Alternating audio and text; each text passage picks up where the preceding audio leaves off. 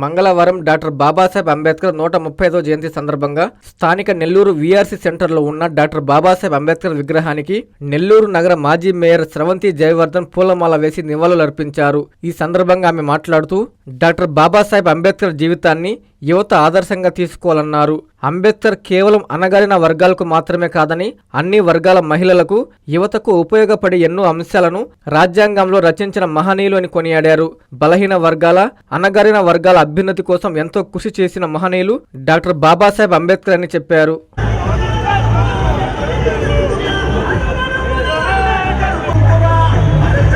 ఈరోజు బాబాసాహెబ్ అంబేద్కర్ గారి జయంతి సందర్భంగా వీఆర్సీ సెంటర్లో ఉన్నటువంటి విగ్రహానికి పూలమాల వేసి ఘన నివాళులు అర్పించడం జరిగింది.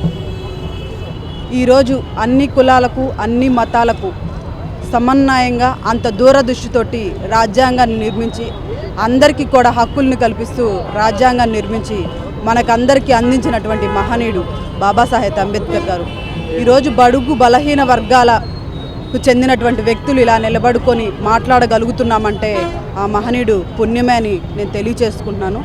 ఈరోజు ఎంతోమంది ఉద్యోగరీత్యా డాక్టర్స్గా, టీచర్స్గా రాజకీయాల్లో రాణిస్తున్నారంటే ఆయన ఆనాడు రాసినటువంటి రాజ్యాంగంలో హక్కులు, రిజర్వేషన్స్ అని తెలియచేసుకుంటూ ఇప్పుడున్నటువంటి యువత అందరూ కూడా బాబాసాహెబ్ అంబేద్కర్ గారి స్ఫూర్తితోటి ముందుకెళ్లాలని, అదేవిధంగా ఆయన ఆశయాలకు అనుగుణంగా సాధించిన రోజే ఆయనకు అసలైన నివాళులు అర్పించినట్టని తెలియచేసుకుంటూ మరొకసారి బాబాసాహెబ్ అంబేద్కర్ గారి జయంతి సందర్భంగా నివాళులు అర్పించామని తెలియచేసుకుంటూ సెలవు తీసుకున్నాను.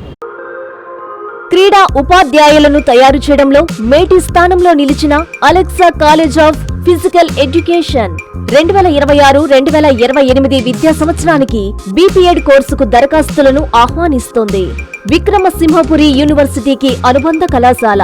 అర్హత, అనుభవం కలిగిన అధ్యాపకులు, అన్ని వసతులు కలిగిన తరగతి గదులు, చక్కని లైబ్రరీ, విశాలమైన ఆట స్థలం, పలు రకాల క్రీడల్లో ఆచరణాత్మక శిక్షణ. ఇవి Alexa college of physical education ప్రత్యేకతలు. క్రీడా ఉపాధ్యాయ వృత్తిని ఎంచుకున్న ఆశావహులకు ఇది చక్కని అవకాశం.